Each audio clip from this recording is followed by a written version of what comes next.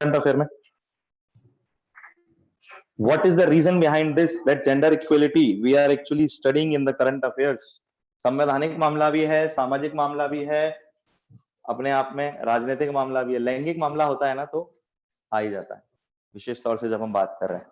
और gender equality की मामला जैसा आप समझ रहे होगे कि शायद ट्रांसजेंडर्स की वजह से आया होगा, तो वो भी सही नहीं है। Specially is not because of the transgenders, this is just because of the main gender equality. जब अपन जेंडर इक्वलिटी की बात करते हैं, यानी कि किसकी मैं बात कर रहा हूं, लैंगिक समानता की। किसकी? लैंगिक समानता। हाँ, उसमें किसी नेता वगैरह सुबह ही पढ़ी है। क्या किया नेता ने? किसी ने ऐसा बोला कि आप मुझे कुछ पैसे दीजिए, मैं जेंडर चेंज कर लूंगा। नहीं, कर दूंगा, डॉक्टर तो करता है किसी का। खैर चलो देखते हैं। जेंडर इक्वलिटी के बारे में अगर हम बात कर रहे हैं, मैंने आपको टॉपिक दिया हुआ है एमपीपीएससी मेंस एग्जामिनेशन में। आपका टॉपिक का इंपॉर्टेंट रहेगा? पेपर 3 कौन बोला था रे? 3 कौन बोला था? 3 किसी ने तो बोला था। कौन बोला? तू बोला था 3? तू ही बोला था। तू बोला था। आवाज तेरी थी, आवाज इसी की थी ना? यही बोला था ना? तेरी आवाज थी, तो तेरी आवाज थी डॉक्टर साहब। उसकी नहीं थी, इसकी नहीं थी पक्का, इससे 9 साल से समझ में। तेरी थी बेटा, 100% आवाज तेरी थी। तूने पेपर 3 तूने बोला। पेपर 3 पार्ट ए भाग 1 है ना, और यूनिट भी 1 है। फंडामेंटल राइट्स में रखा है मैंने इसको, because the topic comes from the fundamental right, article 14, 15 and 21 आया ना। So this will be important in the fundamental rights, मौलिक अधिकार। आपके सिलेबस शीट में आपको देखने को मिल रहा होगा, देख लो। आया ना? लैंगिक समानता, जेंडर इक्वेलिटी, वैसे तो एक सामाजिक मुद्दा है, it is a kind of social issue. हाँ है ना? लेकिन सुनो जरा ध्यान से, क्योंकि ये सोशल इशू सामाजिक मुद्दा है, लेकिन जब मैं बात करता हूं specially in concern with India, जब मैंने किसके कंसर्न में बात की इसकी? इंडिया के, क्योंकि भारत के संविधान यानी कि कॉन्स्टिट्यूशन में लैंगिक समानता की बात की गई है, इसीलिए ये कॉन्स्टिट्यूशनल इशू भी बनता है इन कंसर्न विद द इंडिया। आया ना?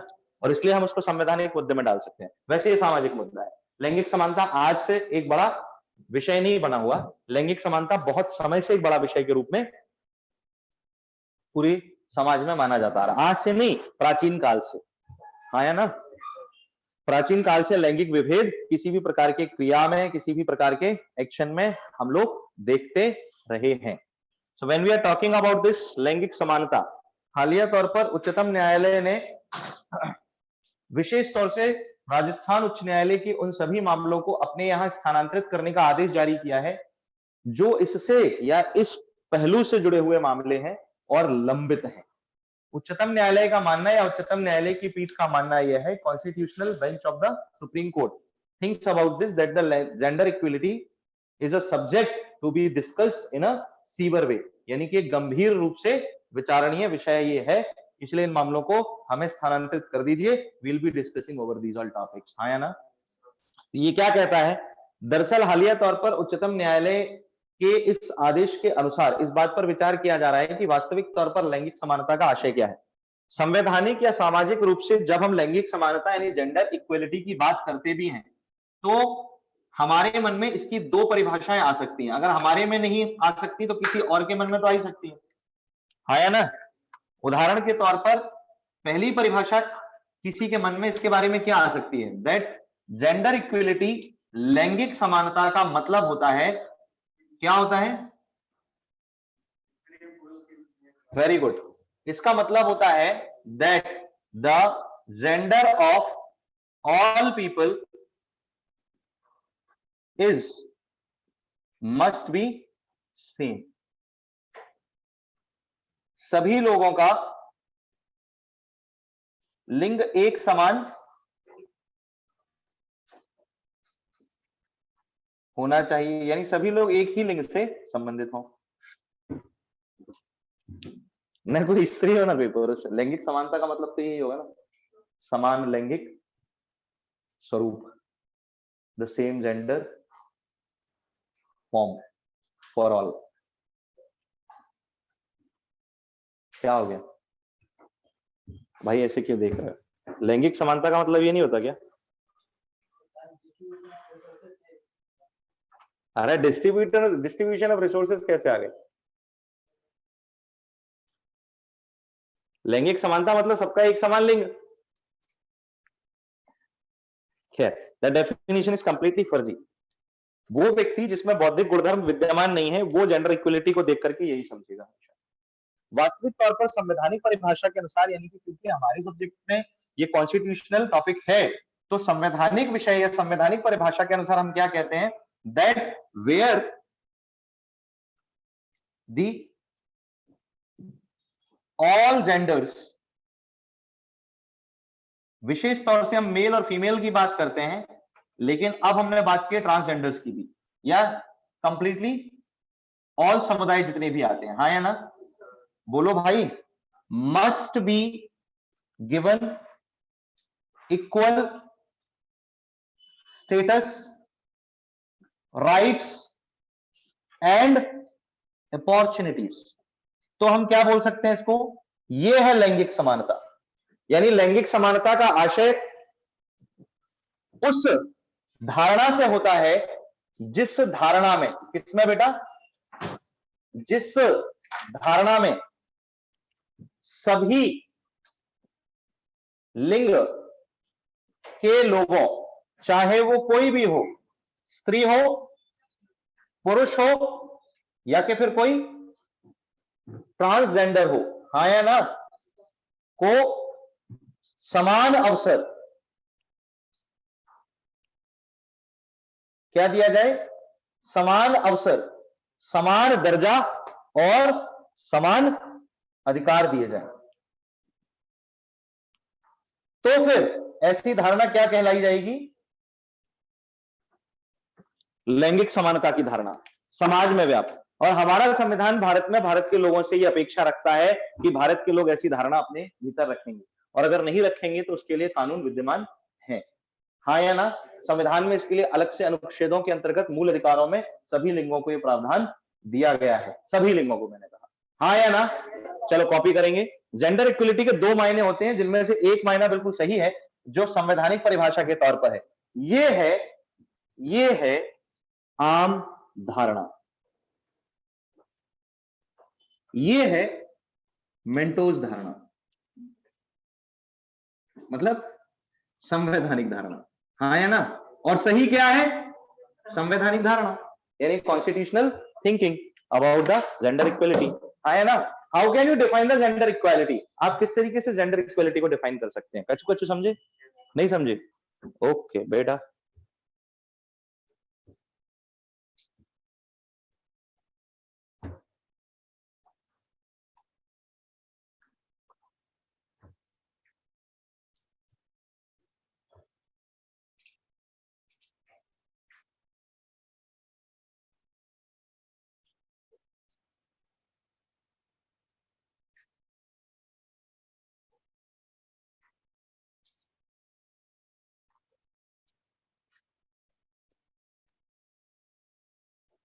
दरअसल बवाल इस बात पर भी मचा हुआ है कि वर्ष 2014 में मद्रास हाईकोर्ट ने सर्वप्रथम एक फैसले के अंतर्गत यह बयान दिया था कि स्त्रियों के लिए भी पुरुषों के समान विवाह की न्यूनतम आयु 21 वर्ष होनी चाहिए। 21 वर्ष से नीचे स्त्रियों का विवाह करना गैर कानूनी माना जाना चाहिए कानून के अनुसार।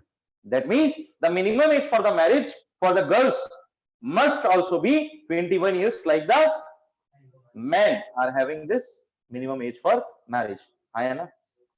मद्रास हाईकोर्ट का ये जो फैसला आया था उसके बाद कई अन्य उच्च न्यायालयों में इस बात पर विचार किया गया, लेकिन सो कॉल्ड बुद्धिजीवी जो समाज को अपने हिसाब से चलाना चाहते हैं ने इस धारणा का विरोध भी किया था, हाँ या ना? बहुत सारे जो old age thinking people of India हैं, जो सो कॉल्ड संस्कृति को अपनी छाती पर रखकर घूमते हैं, ने यह भी कहा था कि तुम बोलो हम बच्चों की बुढ़ापे में शादी कर देंगे। समाज के अंदर ये कोरी धारणा इस बात से भी आई थी कि भारतीय समाज के लोगों की सदैव से एक प्रवृत्ति रही, और वो प्रवृत्ति ये भी कहती है कि विवाह की आयु में ये अंतर इसलिए भी रहना चाहिए कि स्त्री पुरुष से हमेशा आयु में छोटी रहे। लेकिन लेकिन समय समय पर न्यायपालिका द्वारा दिए गए किसी भी प्रकार के संकल्प में यह प्रश्न भी उठाया गया कि यदि स्त्री की आयु विवाह के लिए पुरुष से छोटी होनी चाहिए तो इसके पीछे का वैज्ञानिक आधार क्या है? What is the scientific reason behind it that the female must always be younger than the male? हाँ या ना? और इसके पीछे आज तक तो कोई वैज्ञानिक आधार प्रस्तुत कर नहीं पाया, तो फिर ऐसा नियम समाज में क्यों बनाया गया? और सबसे बड़ी चीज कि कानून के अनुसार भी इस बात को क्यों स्वीकृत कर लिया गया कि स्त्री के लिए विवाह की न्यूनतम आयु 18 वर्ष निर्धारित होनी चाहिए और पुरुष के लिए 21 वर्ष होनी चाहिए? हाँ या ना? अरे बोलो। सबसे बड़ा फायदा क्या हो सकता है यदि हम स्त्री के लिए विवाह की आयु 21 वर्ष न्यूनतम निर्धारित करते हैं तो? मेनली इन द सोसाइटी और specially in the education system of India 18 वर्ष की आयु तक बहुत सारे आज भी समाज में व्याप्त जो वर्ग हैं उनमें बच्चे 12वीं पूरी कर पाते हैं।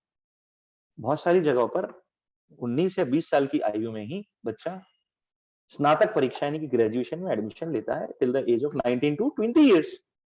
तो जब हम बात करते हैं इस विषय पर तो हम एक चीज देखते हैं कि अगर हमारे देश में इस नियम में बदलाव लाया जाता है और इस नियम में बदलाव के साथ अगर ये कहा जाए कि द मिनिमम एज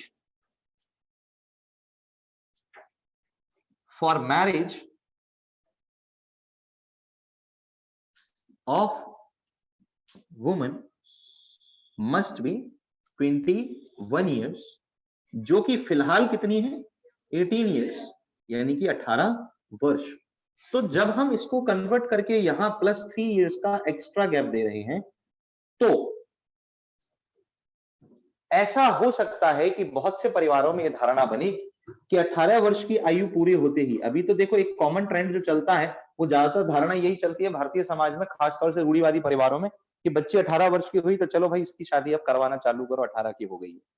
लेकिन जिन परिवारों में धारणा है उनके पास अब एक ऑप्शन खत्म होने से हो सकता है कि वो समय खराब ना करते हुए इन 3 सालों तक विवाह का इंतजार ही ना करते रहें, उसे पढ़ने का और आगे तक मौका भी दें। हाँ या ना? यानी कि शिक्षा के क्षेत्र में स्त्रियों को स्वतंत्रता प्रदान करने का एक नया रिवॉल्यूशन, इसे क्रांति भी बोला जा सकेगा अगर ऐसा नियम आता है।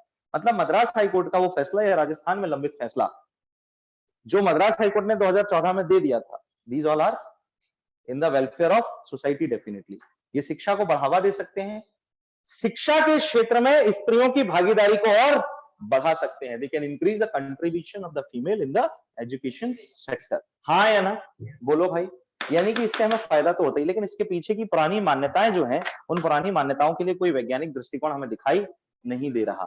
हाँ या ना? क्या आपको दिखाई दे रहा है? नहीं दिखाई दे रहा। लिखिएगा इन द ईयर 2014, ये बेटा स्टार लगा के नोट लगाना, नोट लोग लिखना भैया। इन द ईयर 2014, वर्ष 2014 में मद्रास हाईकोर्ट ने, मद्रास हाईकोर्ट कहां था? कलकत्ता में ना? अच्छा, चेन्नई में आता, तमिलनाडु का है? नहीं नहीं, कलकत्ता का मद्रास है। अरे तमिलनाडु का कहां से हो जाएगा मद्रास? तमिलनाडु का नहीं है, तमिलनाडु का तो अहमदाबाद हाईकोर्ट है। मतलब तुमको पता है ये बात? धन्य हो गया मैं।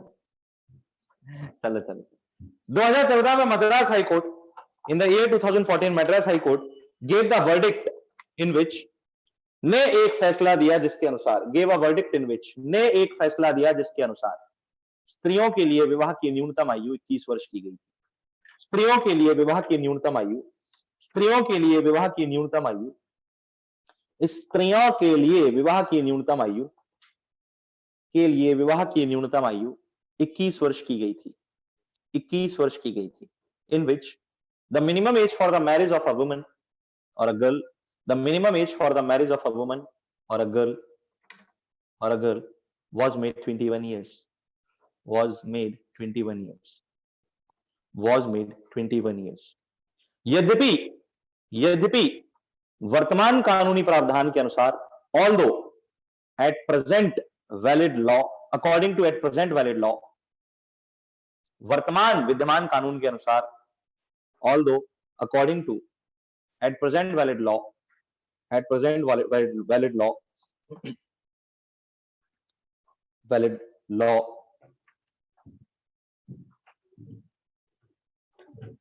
The minimum age for the marriage of a girl, स्त्री के लिए विवाह की न्यूनतम आयु, the minimum age for the marriage of a girl, स्त्री के लिए विवाह की न्यूनतम आयु 18 वर्ष है, is 18 years, 18 वर्ष है,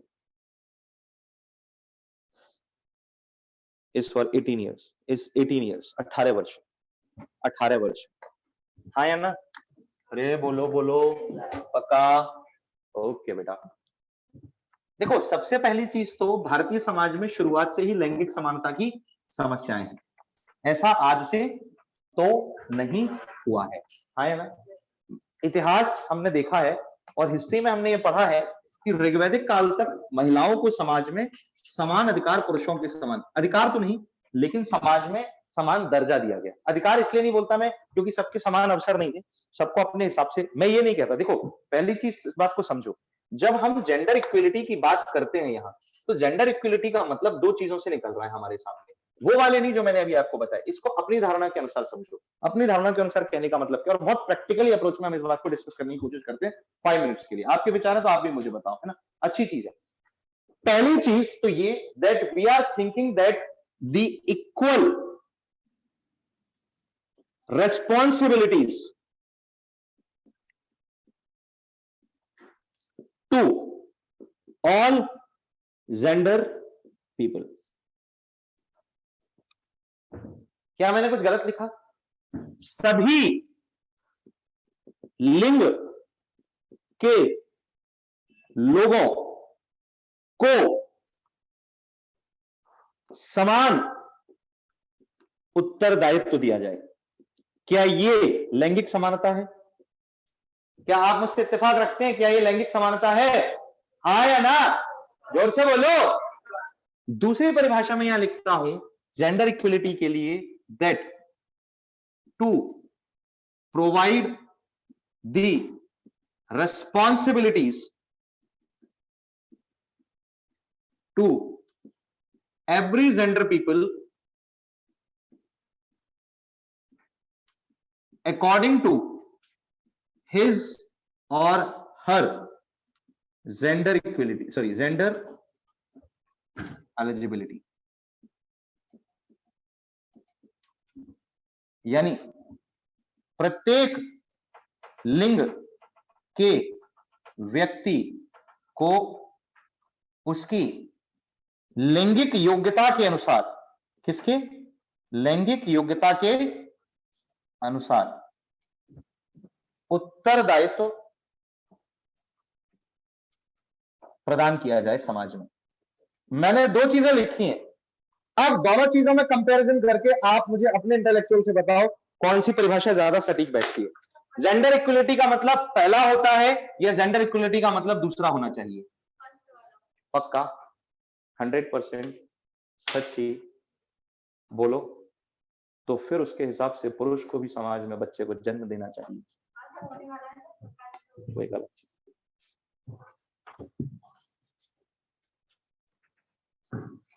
दोगे बेटा? कौन कौन दे रहा? हाथ उठाओ। अगर आप इसको आधार मानते हो लिंगी उत्तरदायित्व का, तो पुरुष को समाज में बच्चे को जन्म देना चाहिए। यह भी लैंगिक समानता है, सभी लिंगों को समान उत्तरदायित्व का मतलब तो यही है।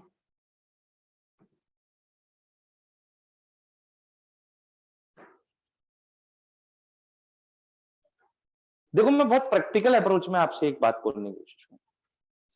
प्रकृति ने जब मानव के रूप में स्त्री और पुरुष को बनाया तो सभी को अपने हिसाब से जिम्मेदारियां प्रदान की, प्रकृति ने दी। मानव को बच्चे को जन्म देने की योग्यता पुरुष के रूप में नहीं दी, लेकिन मानव को बच्चे को जन्म देने की योग्यता स्त्री के रूप में दी, और इसी आधार पर उसने शरीर के आंतरिक और बाह्य बनावटों में भी भेद रखा। यानी प्रकृति ने जब मानव को पैदा किया तो स्त्री और पुरुष के रूप में एक्सटर्नल और इंटरनल जो बॉडी फॉर्मेशंस थे उसमें भी डिफरेंस रखा। हार्मोनिक डिफरेंसेस हैं, इंटरनल ऑर्गन डिफरेंसेस हैं, और एक्सटर्नल बॉडी शेप डिफरेंसेस तो हैं। बाह्य ढांचागत शारीरिक संरचना में भी विभेद है तो है। आप इस बात को मानते हो? तो क्या प्रकृति ने इस तरीके का क्रिएशन यानी कि निर्माण करते समय कुछ सोचा होगा? देखो समानता का आशय वो भी नहीं है, हम दोनों बहसों को बंद कर रहे हैं।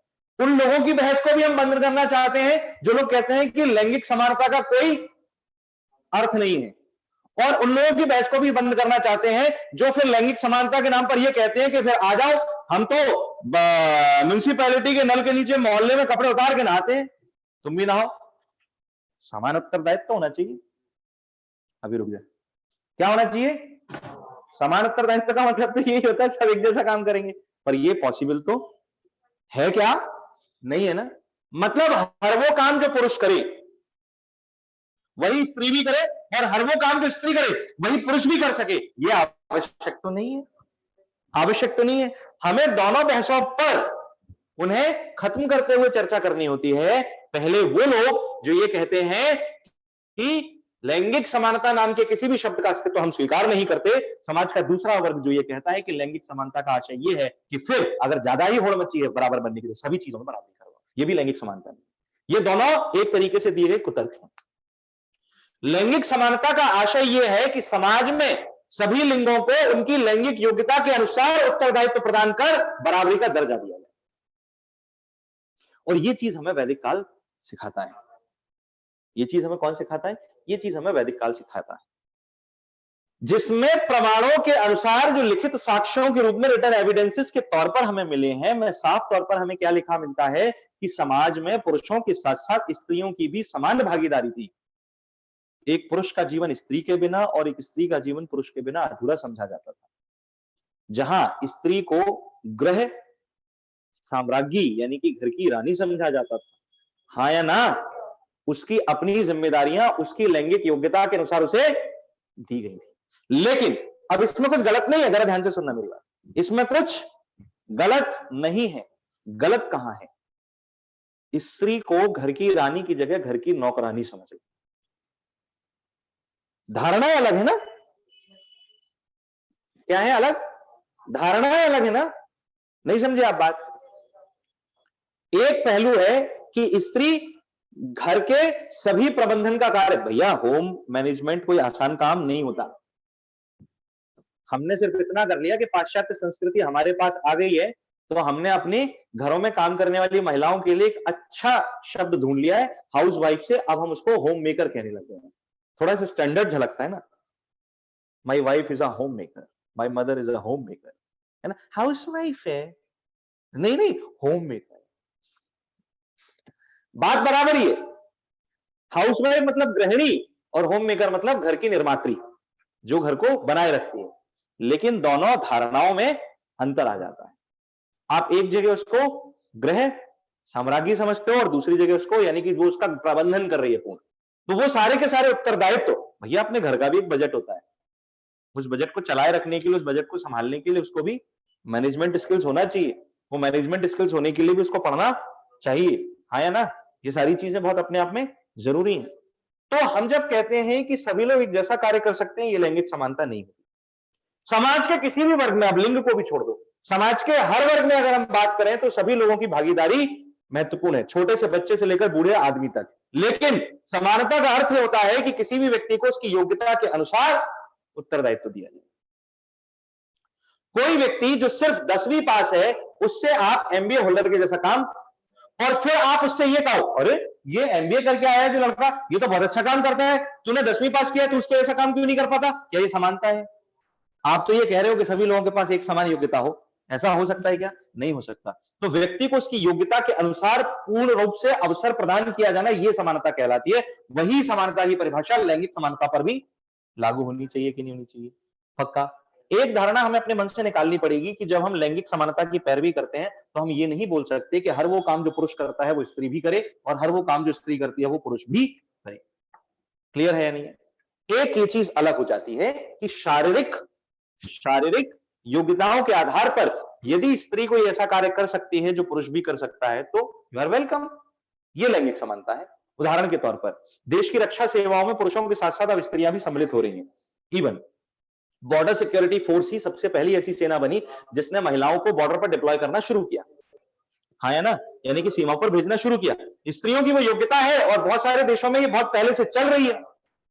अरबी देशों तक में महिलाएं फाइटर प्लेन्स उड़ा रही हैं, पाकिस्तान में उड़ा रही थी, हमने तो अभी शुरू करवाया। मध्य प्रदेश से रीवा से गई ना वो अपनी चतुर्वेदी, पहली लड़की बनी। मध्य प्रदेश वाले इतना तो पता रखो, अब मध्य प्रदेश की कम से कम लड़की का नाम याद रख लिया करो। हाँ या ना, बोलो भाई। तो वो लैंगिक समानता का आधार है कि अगर वो अपनी शारीरिक योग्यताओं के अनुसार ऐसा कर सकती हैं तो बिल्कुल वो लैंगिक समानता की परिभाषा के अंतर्गत आएगा। लेकिन ऐसा कोई कार्य जो उनकी शारीरिक योग्यता या जो उनकी लैंगिक योग्यता या किसी भी अन्य प्रकार की कोई उनकी योग्यता उन्हें उसे करने के लिए योग्य नहीं बनाती और आप उस कार्य के लिए भी उनसे अपेक्षा करेंगे, तो फिर ये लैंगिक समानता का आधार नहीं बनेगा। It will never be considered as a fundamental basis for the gender equality. बात समझ में आई नहीं आई? तो परिभाषा पहली सटीक बैठेगी या परिभाषा दूसरी सटीक बैठेगी? दूसरी सटीक बैठेगी ना, तो छाप लो ना बेटा, निकाल लो। क्या? नहीं नहीं, दोनों लिखनी पड़ेगी, उसका जस्टिफाई भी करना पड़ेगा, स्पष्टीकरण भी देना पड़ेगा। नहीं देना पड़ेगा? Very good.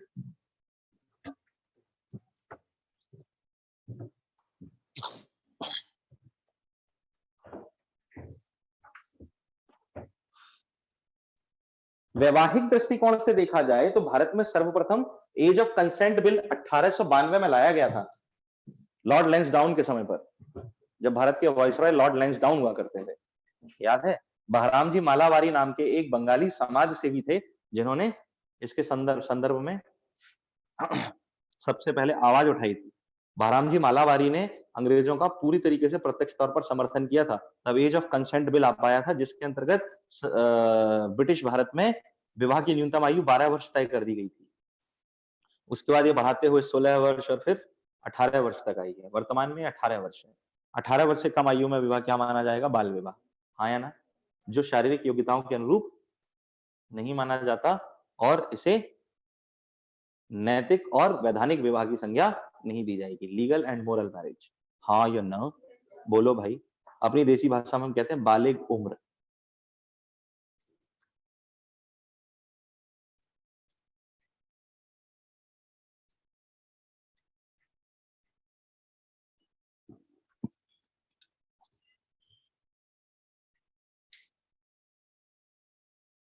क्लियर है? बोलो पक्का। लाइन चेंज करेंगे, लिखेंगे। लैंगिक समानता के लिए किए जाने वाले या किए गए अंतरराष्ट्रीय प्रयास, ये हमारी एक हेडिंग होगी। इंटरनेशनल एफर्ट्स या global efforts for the gender equality. Global efforts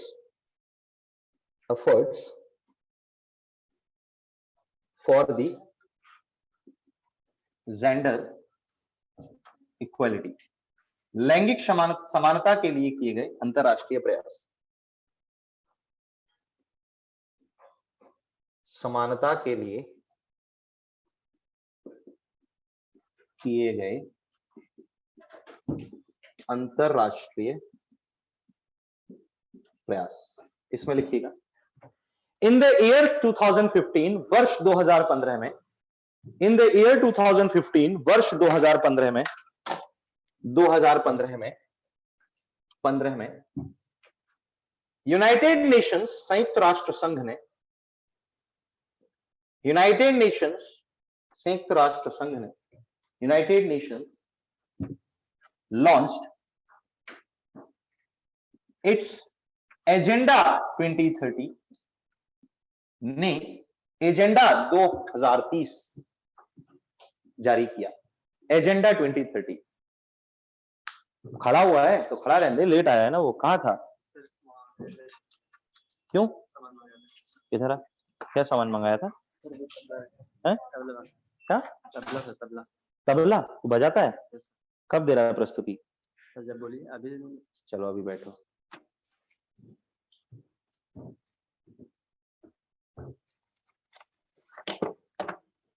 agenda 2030 जारी किया था। किसने जारी किया था एजेंडा 2030? संयुक्त राष्ट्र संघ ने। which was objected with the 17 sustainable development goals। 17 sustainable development goals, जो कि 17 सतत विकासकारी लक्ष्यों से संबंधित था। 17 सतत विकासकारी लक्ष्यों से संबंधित था। 17 सतत विकासकारी लक्ष्यों से संबंधित था, सतत विकासकारी लक्ष्यों से संबंधित था, लक्ष्यों से संबंधित था, and was accepted by 193 countries, और इसे 193 देशों द्वारा स्वीकृत किया गया था। And was accepted by 193 member countries, और इसे 193 सदस्य देशों द्वारा स्वीकृत किया गया था। किसे बेटा? एजेंडा 2030 को। कब जारी हुआ? सितंबर 2015 में संयुक्त राष्ट्र महासभा में, जब जनरल असेंबली हुई थी संयुक्त राष्ट्र यूनाइटेड नेशंस की ना, तो उसमें इसे एक्सेप्ट किया गया था। 193 कंट्रीज ने एक्सेप्ट किया था। इन विच जिसमें फिफ्थ गोल आउट ऑफ 17, इन 17 लक्ष्यों में से पांचवा लक्ष्य, फिफ्थ गोल आउट ऑफ 17, इन 17 लक्ष्यों में से पांचवा लक्ष्य, फिफ्थ गोल आउट ऑफ 17, इन 17 लक्ष्यों में से पांचवा लक्ष्य was subjected to gender equality, लैंगिक समानता से संबंधित था। Was subjected to the gender equality, लैंगिक समानता से संबंधित था। Was subjected to the gender equality, लैंगिक समानता से संबंधित था। कौन सा बेटा? Fifth goal of agenda 2030 of United nation. क्या बात कर रहा हूं मैं? Fifth goal of agenda 2030 of UN किससे रिलेटेड था? जेंडर इक्वालिटी से रिलेटेड था, जिसके अंतर्गत बेटा संयुक्त राष्ट्र संघ ने लैंगिक समानता को वैश्विक आधार पर एक महत्वपूर्ण धारणा माना था, और उसने इस उद्देश्य को जताया था कि वैश्विक समाज में भी लैंगिक समानता के लिए बड़े स्तर पर प्रयास करना आवश्यक है। हाँ या ना? बोलो भाई, पक्का? लाइन चेंज करना, हेडिंग देना। लैंगिक समानता के आधार पर, लैंगिक समानता के आधार पर भारत की वैश्विक स्थिति, लैंगिक समानता के आधार पर भारत की वैश्विक स्थिति, भारत की वैश्विक स्थिति, वैश्विक स्थिति, the global position of India, the global position of India in gender equality, Bharat की लैंगिक स्थिति, सॉरी, भारत की वैश्विक स्थिति, the global position of India in gender equality, in gender equality क्या कहती है? Global position of India in gender equality, हाँ या ना? ये क्या कहती है, इसे समझिए। According to the World Gender Gap Index, World Gender Gap Index, यानी कि लैंगिक भेदभाव सूचकांक जो आता है, जेंडर गैप इंडेक्स जो है, जो जेंडर गैप शो करता है, लैंगिक जो सूचकांक है, वो वर्ष 2019 और 2020 के वर्षों के लिए जो हमें प्राप्त हुआ, 2020-21 का आएगा, 2019 और 20 यानी कि पिछले वर्ष के लिए जो हमें प्राप्त हुआ, जरा ध्यान से सुनना। इस वर्ल्ड जेंडर गैप इंडेक्स में कुल 153 देशों की सूची तैयार की गई। कितने देशों की? हाँ या ना?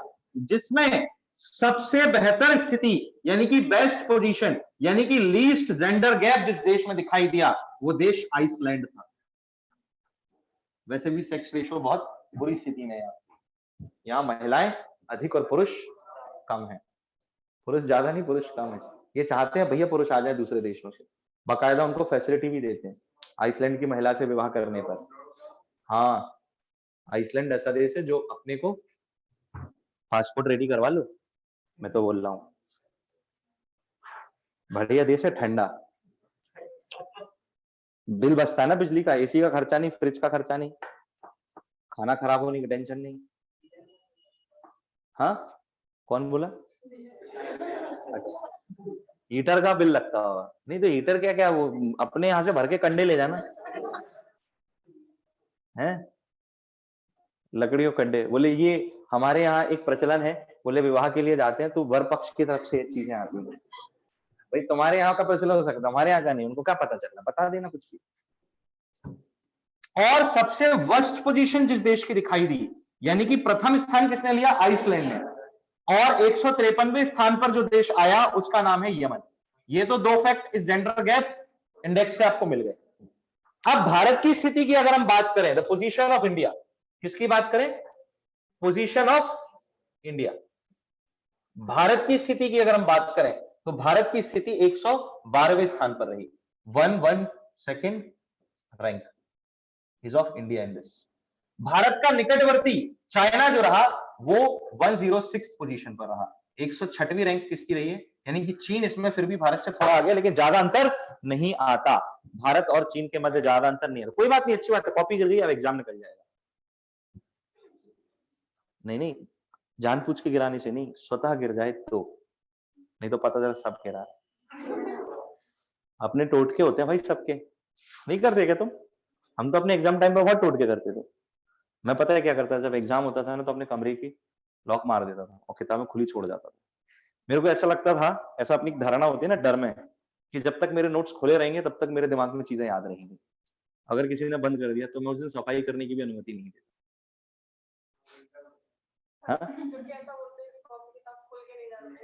ऐसा बोलते हैं? नहीं, मेरे तो एग्जाम बहुत अच्छे जाते थे। जैसा बताते ना, शायद किसके लिए मुझे याद नहीं आ रहा, क्रिकेट प्लेयर, आई थिंक शायद राहुल द्रविड़ के लिए, कि वो हमेशा राइट साइड से ही रनिंग करता था, लेफ्ट साइड से नहीं दौड़ता था। ये उसका एक अपना वो था, टोटका टाइप का, कि मैं राइट साइड से दौड़ूंगा तो मैं ज्यादा अच्छा खेलूंगा, और लेफ्ट साइड से अगर मैं रनिंग करूंगा तो नहीं खेल पाऊंगा, ऐसा कुछ। हाँ, जो भी है उन लोगों के अपने होते हैं, ऐसा अपन भी करते थे। एक मेरा आज भी टोटका है।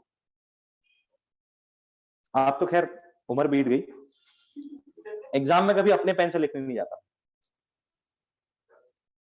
एग्जाम में कभी अपने पेन से लिखने नहीं जाता था, एग्जाम में हमेशा अपने टीचर के द्वारा दिए गए पेन से लिखता था।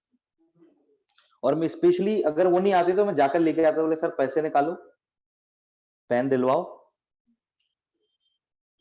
तभी मैं पेपर देने जाऊंगा। तो उनको आदत पड़ गई थी, वो हमें बाकायदा ला करके पेन देते थे। एग्जाम के पहले वो एक पेन दे देते थे, वो ले लो तुम्हारे। मैं दिल्ली पहुंच गया था साहब एक बार अपने इंटरव्यू के पहले।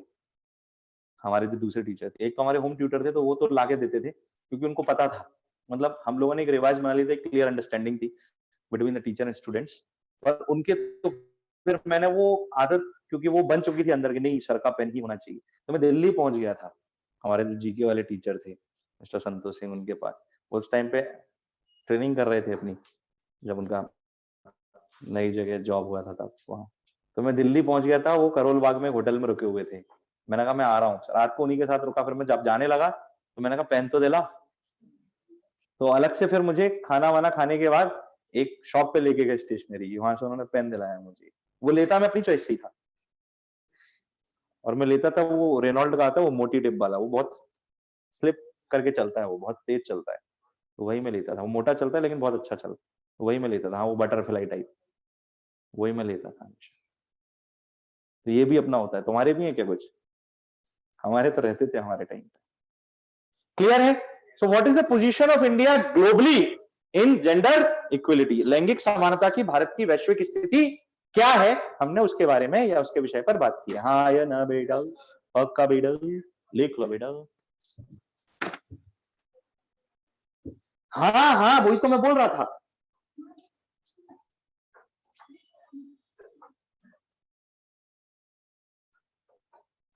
कॉपी कर लो।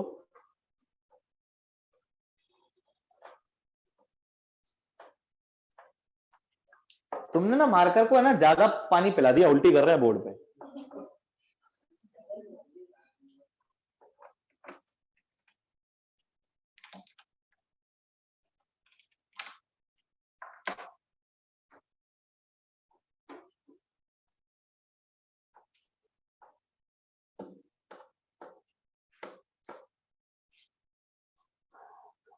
हो गया? अरे यार तुम लोग बहुत देर देर से लिखते हो यार, मैं तो इतनी देर में लिख के भी खत्म कर देता पूरा के पूरा टॉपिक को, पता है? आधे घंटे में तो पूरा मेंस का पेपर खत्म कर दूं मैं लिख के। बोले सर चलो फिर आप ही चलो। क्यों?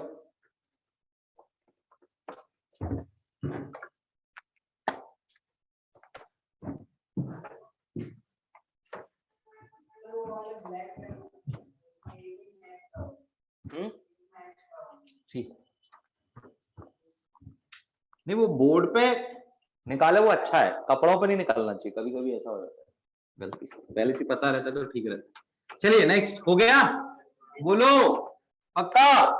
Okay, next part comes, Bharat में लैंगिक समानता के लिए संवैधानिक प्रावधान, हेडिंग देंगे अगली, भारत में लैंगिक समानता के लिए संवैधानिक प्रावधान। भारत में लैंगिक समानता के लिए संवैधानिक प्रावधान, that means constitutional provisions for gender equality in India। हाँ बोल दो, बोलो, लिखना। भारत में लैंगिक समानता का आधार, भारत में लैंगिक समानता का आधार, लैंगिक समानता का आधार संविधान के भाग 3 में वर्णित, संविधान के भाग 3 में वर्णित मौलिक अधिकारों के अधीन, मौलिक अधिकारों के अधीन, मौलिक अधिकारों के अधीन अनुच्छेद 14, अनुच्छेद 15 और अनुच्छेद 21 को माना जा सकता है, और अनुच्छेद 21 को माना जा सकता है। इन इंडिया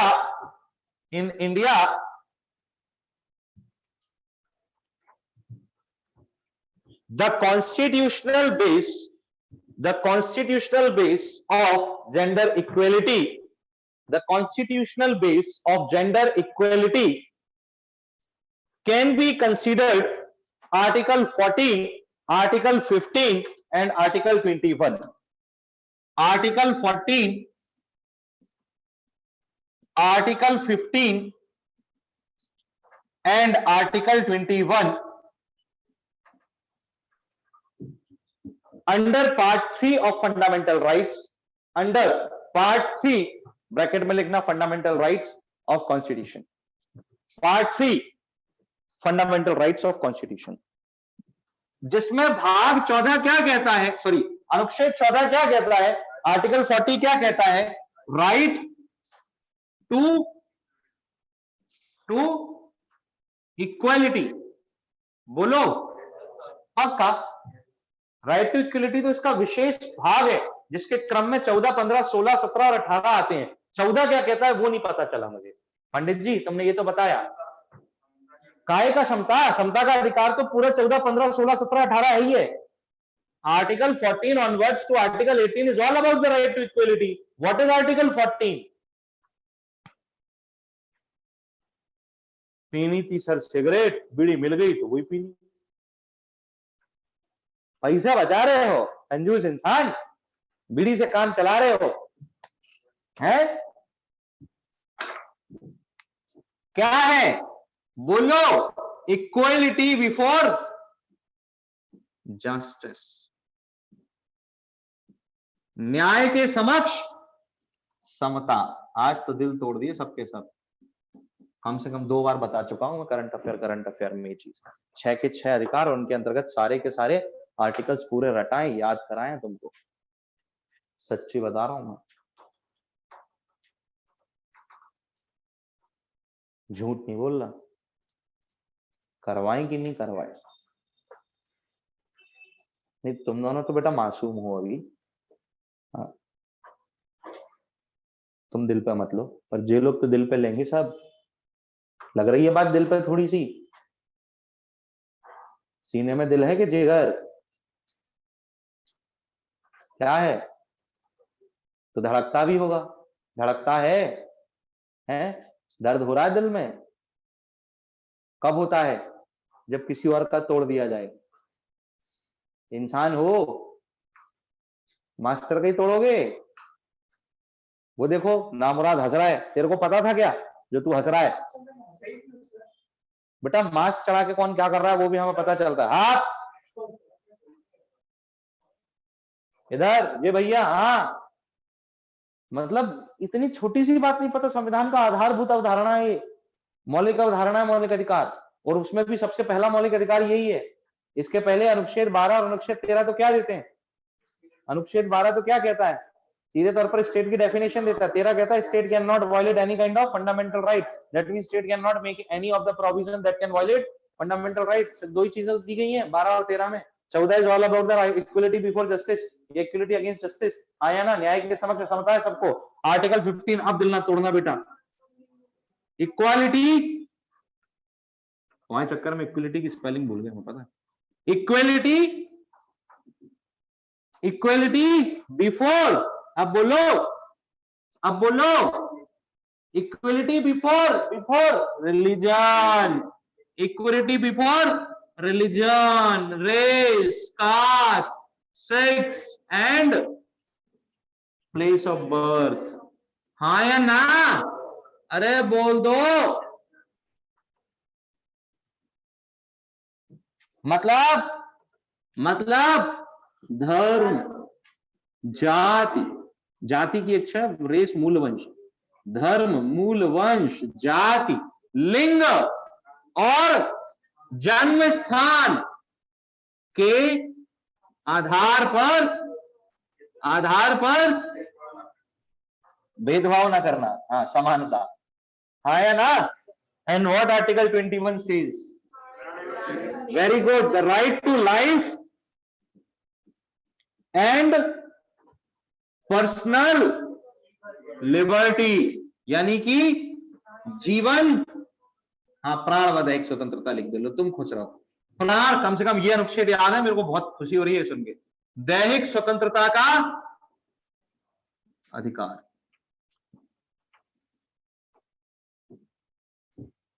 हाँ या ना? तो कॉपी क्यों नहीं कर रहे बेटा? लिख लो, अब याद कर लो बेटा, ऐसे नहीं चलेगा बेटा, रिवीजन करना पड़ता है, नहीं तो कॉपी भर भर के इतनी हो जाएंगी बेटा, शॉर्ट नोट्स बनाना पड़ता है बेटा, बेटा परीक्षा पास करने के लिए थोड़ी मेहनत करनी पड़ती है। हाँ या ना? बोले सर एक सबसे बड़ी दिक्कत तो ये है कि हमारा स्ट्रगल ज्यादा तो इसी बात पे हो जाता है, भैया पढ़ाई तो बहुत दूर की बात है, जीवन में कुछ करना तो बहुत दूर की बात है। भारत में 90% से ज्यादा आदमी तो सिर्फ एक ही स्ट्रगल, एक ही संघर्ष से परेशान है, सुबह जल्दी उठना, बाकी काम तो बाद में करेंगे। सुबह जल्दी उठने का गुण बहुत जरूरी गुण है, पता, रिवीजन बहुत प्यारा होता है सुबह सुबह। वैसे सुबह जल्दी उठने का कार्यक्रम रिवीजन के लिए रखना चाहिए, मैं रिवीजन के लिए रखा हमेशा जीवन में, आज भी रिवीजन के लिए रखता हूँ। जब वीडियो रिकॉर्ड हो रहा है, और मैं पता बड़ी गारंटी से कह सकता हूँ कि अगर मैं सुबह उठने के बारे में बात कर रहा हूँ, जल्दी, सुबह जल्दी उठने के बारे में बात कर रहा हूँ, और ये वीडियो अपलोड होगा तो बहुत लोग देखेंगे भी, इसको देखेंगे ना, मैं गारंटी से बोल सकता हूँ उसमें भी 90% लोग जब इस वीडियो को देख रहे होंगे उस समय रात के 2 या 3 बज रहे होंगे। काहे कि हमें तो आदत है, हम मूर्खों में शिरोमणि हैं, हम उल्लू हैं, इसलिए रात में जागते हैं। उल्लू कौन होता है? मूर्खों में शिरोमणि होता है।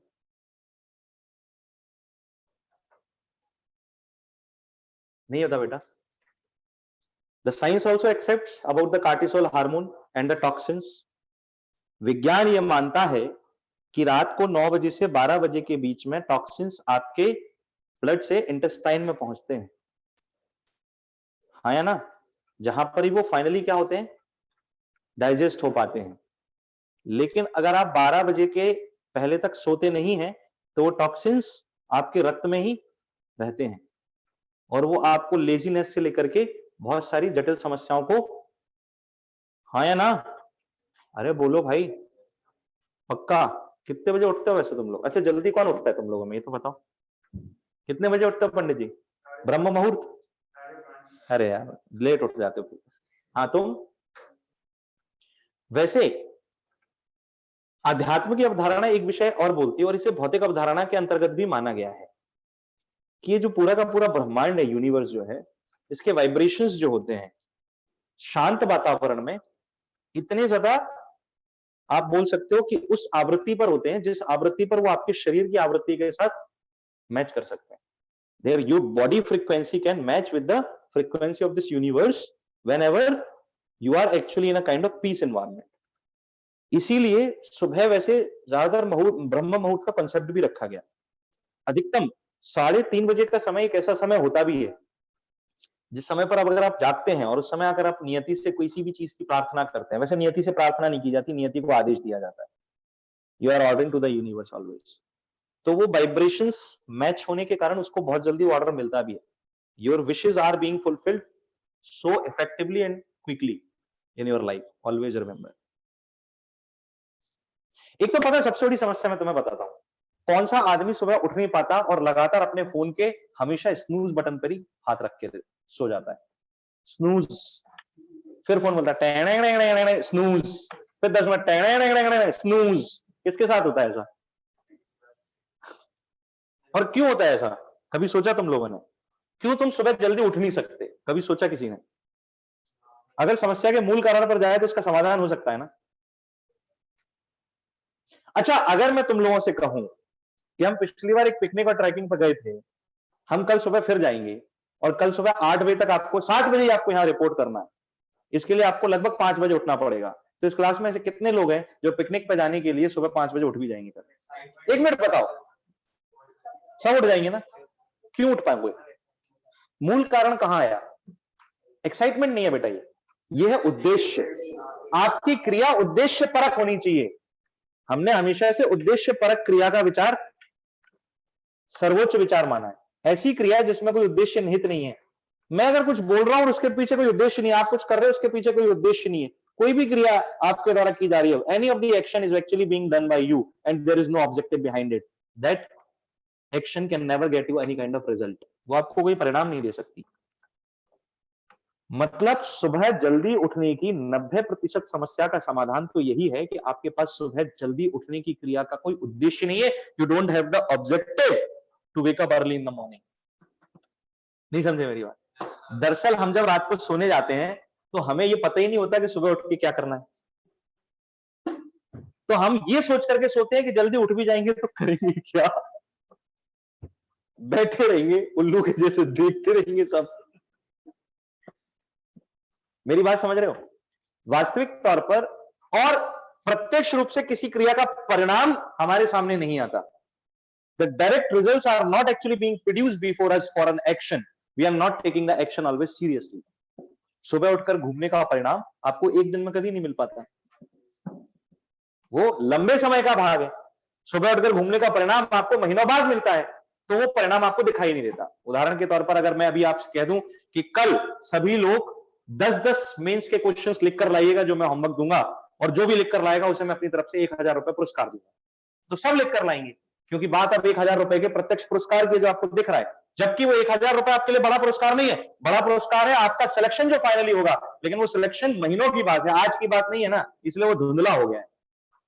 मतलब सवाल है कि परिणाम का प्रत्यक्ष और सीधे रूप में दिखाई देना, when you are actually seeing your result quickly and directly, वो धुंधलाहट नहीं है उसमें, तो आप काम बहुत जल्दी से करते हो।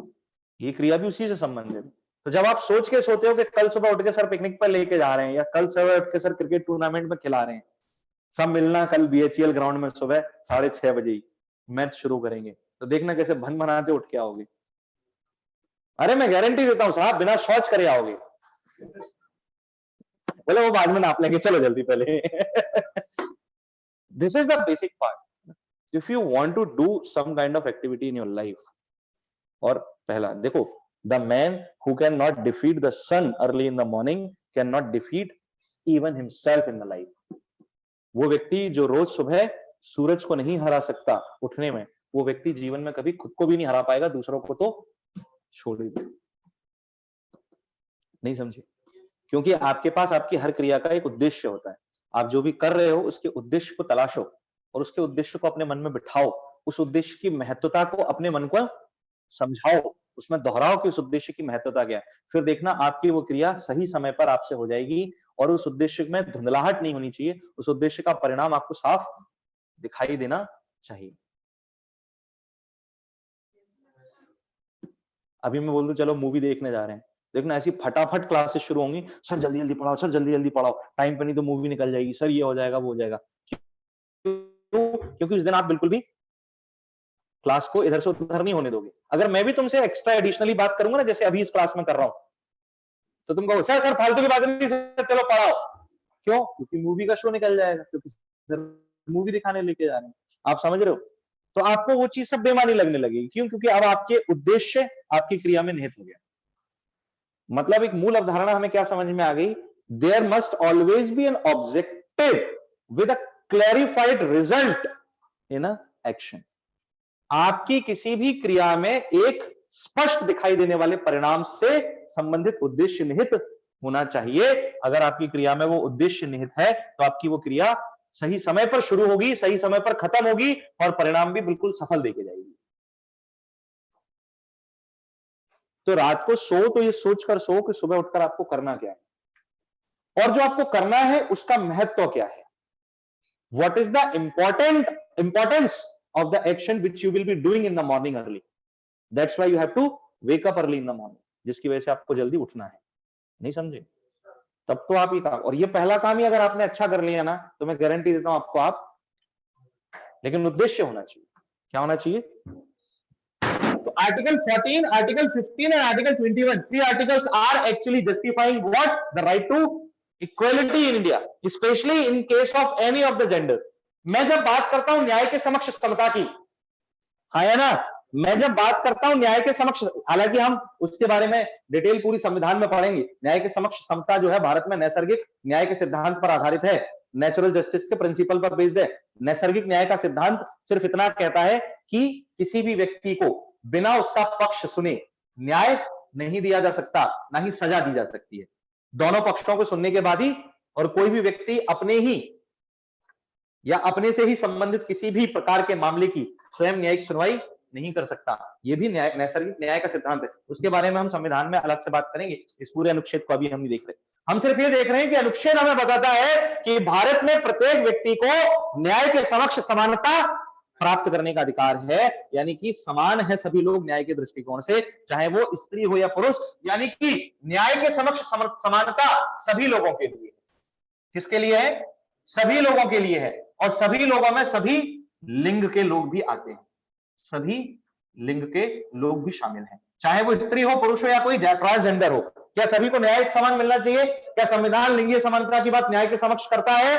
बिल्कुल। यहां पर संविधान धर्म, जाति, मूलवंश, लिंग और जन्म स्थान के आधार पर समानता की बात करता है। हमारे लिए महत्वपूर्ण क्या है? लिंगीय समानता है ना। और आर्टिकल 15 में तो आप चले गए, अब आर्टिकल 15 के अंदर भी आप 15 के उपबंध 3 क्लॉज 3 को देखोगे तो क्लॉज 3 साफ तौर पर यह कहता है that state has been empowered, क्या? एम्पावर्ड टू मेक सम या मेक स्पेशल प्रोविजंस, क्या? Make special provisions for whom? For women and children। यानी कि राज्य महिलाओं व बच्चों के लिए विशेष उपबंध बना सकेगा, हाँ या ना, लागू भी कर सकेगा महिलाओं और बच्चों के लिए। ये लैंगिक समानता है। और महिलाओं को ही क्यों दी गई? क्योंकि भारत के प्राचीन इतिहास में महिलाओं के साथ अत्याचार हुए थे, हाँ या ना। और तीसरे स्तर पर जब आप आर्टिकल 21 में जाते हो तो आर्टिकल 21 यहां पर दैहिक स्वतंत्रता देता है। ये प्रत्यक्ष रूप में समझ में नहीं आता, इसमें भी समझो कहां है समानता की बात लैंगिक पर। Personal liberty, personal liberty, personal liberty दैहिक स्वतंत्रता के अंतर्गत। प्राण यानी कि अपने जीवन की स्वतंत्रता है। दैहिक स्वतंत्रता एक व्यक्तिगत स्वतंत्रता का आधार है, जिसमें किसी भी व्यक्ति को, जरा ध्यान से सुनना, दैहिक स्वतंत्रता क्या बोलती है? किसी भी व्यक्ति को उसकी गरिमा की रक्षा करने का अधिकार है। गरिमा की रक्षा करने का अधिकार है। पर्सनल लिबर्टी में एक चीज शामिल है, पर्सनल लिबर्टी में बहुत सारी चीजें शामिल है, उसमें से एक है protection of dignity, self own dignity. Any of the person has the right to secure his dignity. His social dignity, अपनी सामाजिक गरिमा की रक्षा करने का अधिकार है। मैं आपका अपमान नहीं कर सकता, मैं आपके साथ ऐसा कोई व्यवहार नहीं कर सकता जिससे समाज को या आपको लगे कि आपकी गरिमा भंग हुई है। ये आपका अधिकार है। आर्टिकल 21 में दैहिक स्वतंत्रता इस बात को कहती है। तो क्या ये सिर्फ पुरुष के लिए होना चाहिए? क्या स्त्री की गरिमा नहीं होती?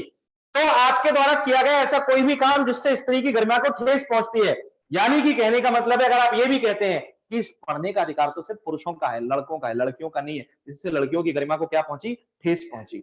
आपने एक महत्वपूर्ण क्रिया में भाग लेने से उनको मना कर दिया। या किसी भी और स्थिति में, हाँ या ना, हाँ या ना, हाँ या ना, बोलो भाई। या ये काम पुरुष कर सकता है, स्त्री नहीं कर सकती, जबकि वो शारीरिक रूप से, लैंगिक रूप से उस कार्य को करने के योग्य है, बावजूद उसके वो ये काम नहीं कर सकती, का मतलब क्या है? उसकी गरिमा को हानि पहुंचाना। तो जब आप न्याय की बात नहीं करते, लिंगी आधार पर है, जब आप लिंगी आधार पर समानता की बात स्वयं प्रत्यक्ष रूप में करते हो, राज्य को अधिकार है, ऐसे अनुच्छेद 15 के उपबंध 3 आर्टिकल 15 क्लॉज 3 में, that state is empowered to make some special provisions for the welfare of women and children, और स्त्री की सामाजिक गरिमा का ध्यान रखना भी उसके लिए एक लैंगिक समानता दर्शाता है। हाँ या ना, बोलो। इन तीनों चीजों को हमने इसमें शामिल किया। हाँ या ना, अरे हाँ या ना, अरे पक्का पक्का, अरे बोलो बोलो। ओके बेटा। समाज में सॉरी, इतिहास में अगर भारत से संबंधित एक तथ्य लिखना चाहो तो स्टार लगाओ, नोट लगाओ, और नोट लगा के लिखना।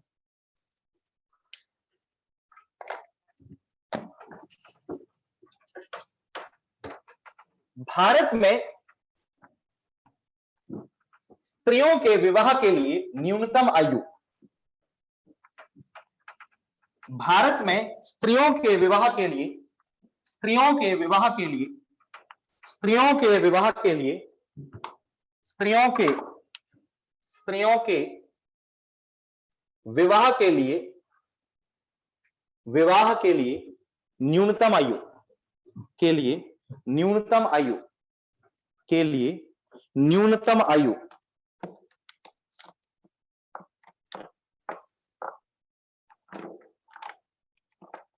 न्यूनतम आयु आयु तय करने हेतु सर्वप्रथम कानून, तय करने हेतु सर्वप्रथम कानून वर्ष 1892 में लाया गया था, वर्ष 1892 में लाया गया था, जिसे नाम दिया गया था एज ऑफ कंसेंट बिल। क्या नाम दिया गया था? Age of consent bill. Consent की आयु क्या होनी चाहिए, यानी कि स्वेच्छा की आयु क्या होनी चाहिए, इसका मतलब 1892 में that was the age of consent bill was brought. ये अधिनियम जिस समय लाया गया, उस समय इस पर प्रयास करने वाले भारत के वाइसरॉय जो रहे, उनका नाम था लॉर्ड लैंसडाउन। क्या नाम था? लॉर्ड लैंसडाउन। हाँ या ना? 1891 में, 1891 में ब्रिटिश पार्लियामेंट से पारित हुआ, 1892 में भारत में प्रभावशाली रूप से लागू हो गया था। और लॉर्ड लैंसडाउन की इस काम में सहायता करने वाले भारत के एक सोशल वर्कर, एक समाज सेवी थे, जिनका नाम था बहराम जी मालावारी। क्या नाम था? बहराम जी मालावारी। दरअसल इस समय एक केस आया था बंगाल से। केस था कि 11 वर्ष की आयु की एक बच्ची का विवाह कर दिया गया था एक प्रौढ़ आयु के पुरुष के साथ। विवाह के कुछ दिनों बाद ही उस बच्ची की मृत्यु हो गई थी। इसे आधार मानते हुए एज ऑफ कंसेंट बिल पर काम किया। तत्कालीन महिला संगठनों ने बड़े स्तर पर आवाज उठाई थी और लॉर्ड लैंसडाउन ने स्वयं इसका प्रस्ताव रखा था ब्रिटिश पार्लियामेंट के समक्ष कि भाई ऐसे कानून की भारत में जरूरत है, क्योंकि भारत में सामाजिक दृष्टिकोण की दुर्दशा इतनी नीचे गिर चुकी है कि वे लोग अब अपनी रूढ़ियों के अंतर्गत मानव जीवन को बड़ा तुच्छ समझते हैं। उस आधार पर यह कहा गया था कि एज ऑफ कंसेंट बिल के according minimum age for marriage for a girl, क्या minimum age of a girl for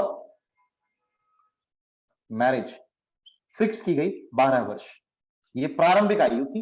12 वर्ष से न्यूनतम आयु में किसी भी बालिका का विवाह करना, ये विवाह नहीं, under the condition of rape यानी कि बलात्कार की स्थिति मान ली जाएगी।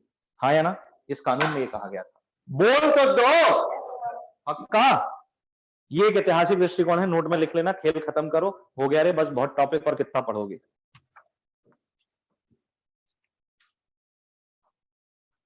हो गया भैया। बोलो बोलो।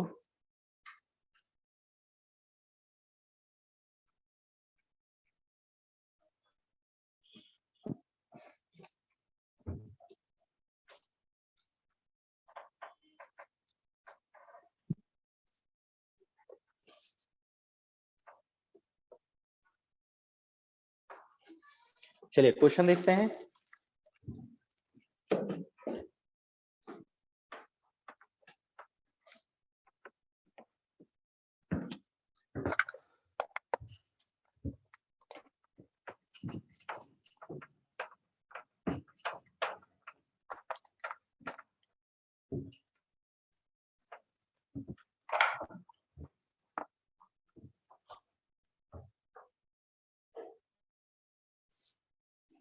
क्वेश्चन क्या कहता है? पहला, लैंगिक समानता, जेंडर इक्वलिटी। लैंगिक समानता के संबंध में निम्नलिखित कथनों पर विचार कीजिए। Consider the following statement in relation to the gender equality. Statement number 1 से सितंबर 2015 में संयुक्त राष्ट्र महासभा की उच्च स्तरीय बैठक में एजेंडा 2030 के अंतर्गत लैंगिक समानता के विषय को भी शामिल किया गया है। The topic of gender equality has also been covered under agenda 2030 at a high level meeting of the United Nations General Assembly in September 2015। सही है। दूसरा, वैश्विक लैंगिक अंतराल सूचकांक 2020 में भारत 153 देशों में 112वें स्थान पर रहा। ग्लोबल जेंडर इंटरवल इंडेक्स या gap index, India rank 112 out of 153 countries in 2020। भारतीय संविधान के अनुच्छेद 14, 15 और 21 में लैंगिक न्याय, लैंगिक समानता और महिलाओं की गरिमा के मौलिक अधिकारों का वर्णन है। Article 14, 15 and 21 of Indian Constitution describe the fundamental rights of gender justice, gender equality and the dignity of a woman। सही है। The dignity of women is given in Article 21। क्या सही है? तीनों अनुच्छेद हमने देखे हैं। That means the answer is उपरोक्त सभी कथन सही हैं। All of the above three statements are very correct। हाँ या ना? चलिए, दूसरा टॉपिक आपके लिए कृषि निर्यात है। ये छोटा विषय है, छोटा टॉपिक है, बट इंपॉर्टेंट है। ये भी कहीं ना कहीं आपके लिए मायने रखेगा। क्या कहता है कृषि निर्यात? हालिया तौर पर नीति आयोग, कौन? हालिया तौर पर नीति आयोग, हाँ या ना, के सीईओ, चीफ एग्जीक्यूटिव ऑफिसर यानी मुख्य कार्यकारी अधिकारी जो है अमिताभ कांत ने बयान में और नीति आयोग ने अपनी एक रिपोर्ट में यह कहा कि वर्तमान समय में भारत का कृषि निर्यात जो 40 बिलियन डॉलर का है को बढ़ाकर $60 बिलियन करना हमारी प्रमुखता है। किसानों की आय को दोगुना करने का लक्ष्य ऑलरेडी भारत सरकार और विशेष तौर से मध्य प्रदेश सरकार भी रख चुकी है। मध्य प्रदेश सरकार ने इसे संबल योजना का भी एक आधार माना है। हाँ या ना? बोलो भाई। इसके साथ साथ कृषि निर्यात को बढ़ावा देना एक महत्वपूर्ण विषय बन चुका है। लेकिन कृषि निर्यात यानी कि एग्रीकल्चरल एक्सपोर्ट को, जरा ध्यान से सुनना, एग्रीकल्चरल एक्सपोर्ट को इंक्रीज करने में जो सबसे बड़ी समस्या हमारे सामने आती है वो है एमएसपी। एमएसपी को बढ़ावा जितना अधिक दिया जाएगा, कृषि में निर्यात उतना ही ज्यादा प्रभावित होता चला जाएगा। मिनिमम सपोर्ट प्राइस यानी न्यूनतम समर्थन मूल्य को बढ़ावा देना भारत में कृषि निर्यात को, आज की स्थिति देखी जाए तो आप भारत में कृषि के निर्यात की जब बात करते हैं तो आपको वास्तविकता में आंकड़े ऐसे दिखाई देते हैं जिनको आप देखें तो आपको बड़ी समस्या होगी। कहने का मतलब, हम दुनिया में शीर्ष कृषि क्षेत्र में सर्वाधिक उत्पादक राष्ट्रों में से एक आते हैं, लेकिन जब बात निर्यात की आती है तो हम पता नहीं कहां खो जाते हैं।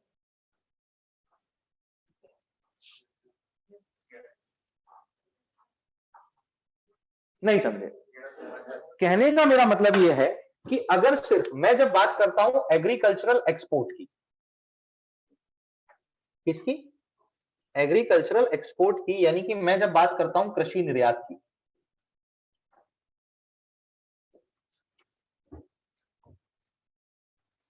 तो इसमें कुछ खासा ज्यादा परिवर्तन आया नहीं है। प्रथम पंचवर्षीय योजना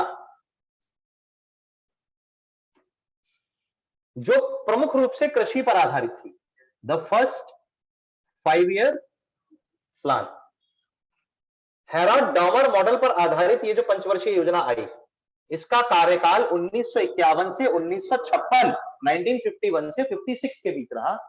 के दौरान कृषि निर्यात जो था, यानी कि एग्रीकल्चरल एक्सपोर्ट जो था, उसकी स्थिति थी हम 149 करोड़ रुपए का कृषि निर्यात कर रहे थे। According to the reports during 2019 and 2020, वर्ष 2019 और 20 में हमने जो कृषि निर्यात यानी कि एग्रीकल्चरल एक्सपोर्ट किया है, उस कृषि निर्यात का जो मूल्य हमें मिला वो है 2.53 लाख करोड़ रुपए। कुछ खासा ज्यादा भी नहीं कर लिया। वर्षों में अंतर और तकनीकी में बहुत ज्यादा अंतर अब आ चुका है। हाँ या ना? हम जब 1950 से भी कोशिश करें तो when we are talking about in the 2020, that means what? We are actually in the 71st year. 70 साल या 71 सालों में हमने कुछ ज्यादा खास भी अचीव नहीं कर लिया। आज की वर्तमान स्थिति के अनुसार, आज की वर्तमान स्थिति के अनुसार भारत में व्हीट प्रोडक्शन की बात की जाए, यानी कि गेहूं के उत्पादन की बात की जाए, किसकी बात की जाए? गेहूं के उत्पादन की बात की जाए तो भारत का स्थान दूसरा है, सेकेंड इन वर्ल्ड, चीन के बाद। हाँ या ना? India is second in world after China. लेकिन वहीं अगर उसी व्हीट के एक्सपोर्ट की मैं बात करता हूं, यानी कि गेहूं के निर्यात की मैं बात करता हूं उत्पादन की जगह, तो उसमें इंडिया की रैंकिंग आपको बहुत अलग थलग नजर आती है। It is 34th in world. यानी कि जिस गेहूं के हम दूसरे शीर्ष उत्पादक हैं, उसी गेहूं के लिए हम 34वें शीर्ष निर्यातक हैं। आप अंतर समझ रहे हो? मैं उत्पादन की बात नहीं कर रहा, यह गंभीर चिंता का विषय है कि भारत में कृषि निर्यात, क्योंकि कृषि भारत की प्रारंभिक अर्थव्यवस्था को दर्शाती है। कृषि एक ऐसा व्यवसाय है जो भारत का अर्ली इकोनॉमी था। है ना? बोलो भाई। और agriculture that was the early economy of India is not actually being exported in a large quantity. That's why we are not collecting the maximum amount of income for the government or for the country that can contribute in GNP as well. जो कि किसमें contribute कर सकती है? GNP में भी। है ना? जीडीपी में तो करेगी, किसमें कंट्रीब्यूट कर सकती है? जीएनपी में भी। वो इसमें शामिल नहीं होती बड़े अच्छे स्तर पर। यानी कि कृषि निर्यात की स्थिति अभी भारत में इतनी अच्छी नहीं। बात समझे नहीं समझे? बोलो भाई, लिखना। भारत में प्रथम पंचवर्षीय योजना, भारत में प्रथम पंचवर्षीय योजना, प्रथम पंचवर्षीय योजना, प्रथम पंचवर्षीय योजना जो वर्ष 1951 से 1956 में लाई गई, जो वर्ष 1951 से 1956 में लाई गई, जो वर्ष 1951 से 1956 में लाई गई, वर्ष 1951 से 1956 में लाई गई, मूल रूप से कृषि पर आधारित थी, मूल रूप से कृषि पर आधारित थी। The first 5-year plan in India brought between 1951 and 1956, brought between 1951 and 1956, 1951 and 1956, mainly based on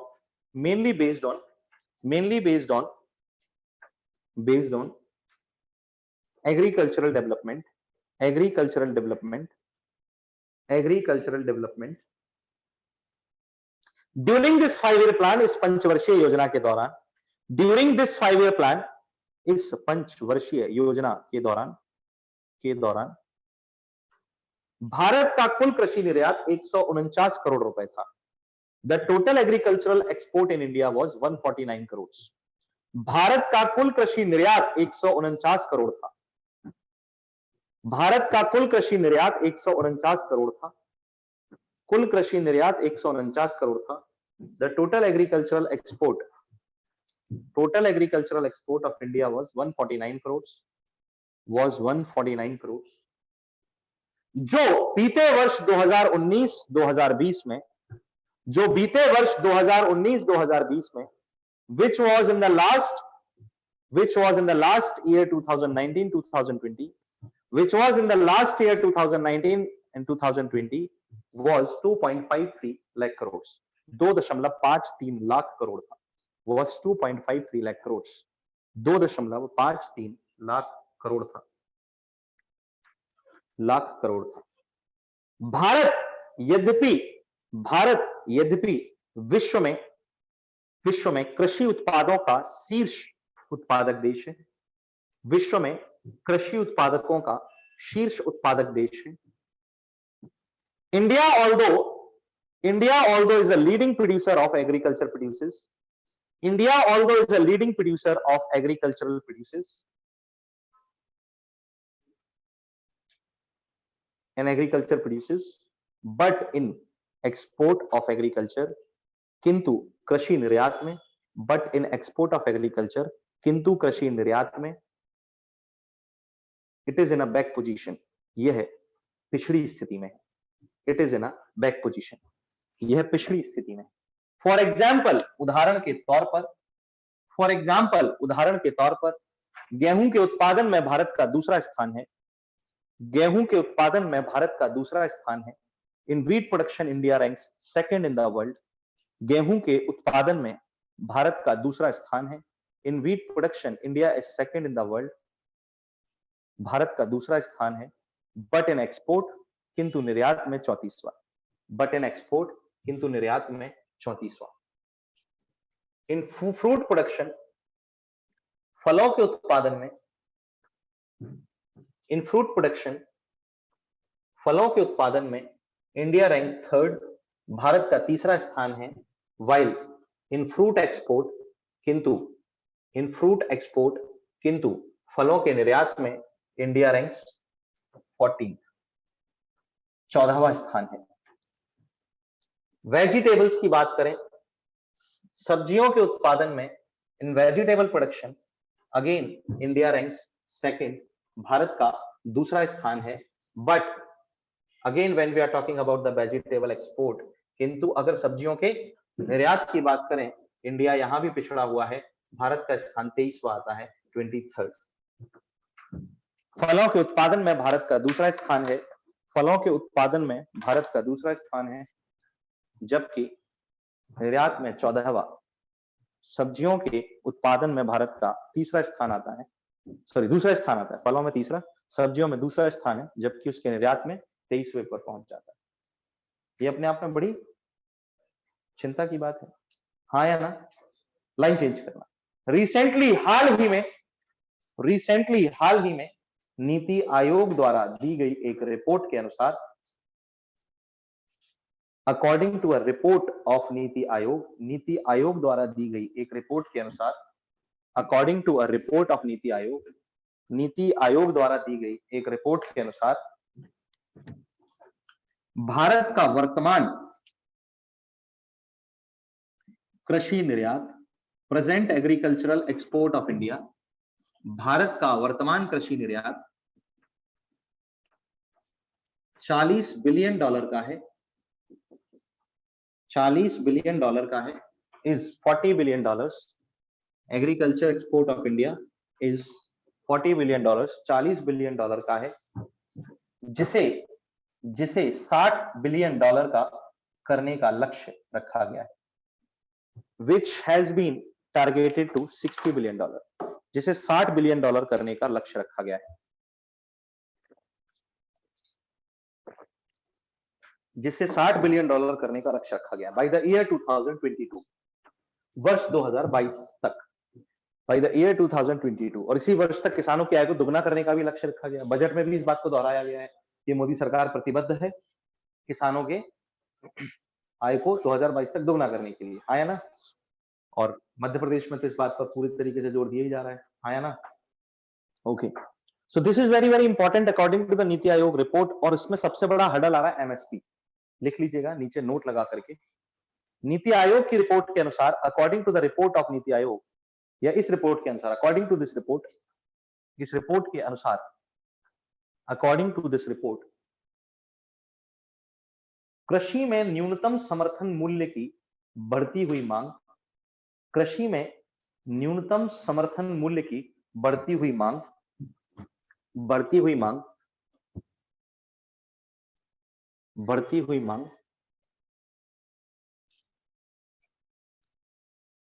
कृषि निर्यात की कमी को सूचित करती है, या कृषि निर्यात में कमी को सूचित करती है, वह उसे हतोत्साहित करती है। कृषि निर्यात में कमी को सूचित करती है, वह उसे हतोत्साहित करती है। The increasing minimum support price MSP in agriculture in India, the increasing minimum support price वह उसे हतोत्साहित करती है। The increasing minimum support price MSP in India indicates the low export of agriculture, indicates the low export of agriculture and discourages it. Low export of agriculture and discourages it. Low export of agriculture and discourages it. Export of agriculture and discourages it. And discourages it. कुछ समझ में आया क्या?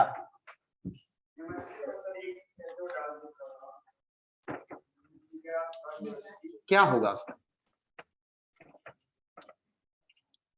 बाजार वैसे ही हतोत्साहित हो जाएगा। न्यूनतम समर्थन मूल्य का बढ़ना क्या होता है? कुल मिलाकर के जबरदस्ती का तय किया गया मूल्य है वो, हाँ या ना? बोलो भाई। बाजार हतोत्साहित हो गया तो आप निर्यात को कैसे प्रोत्साहित करोगे? When market has been discouraged, how can you increase the export in the market then? जब आप अपने भारतीय बाजार को ही उस उत्पाद के लिए तैयार नहीं कर पा रहे, तो आप वैश्विक बाजार को उस उत्पाद के लिए कहां से तैयार करोगे? समझे या नहीं समझे? बोलो भाई।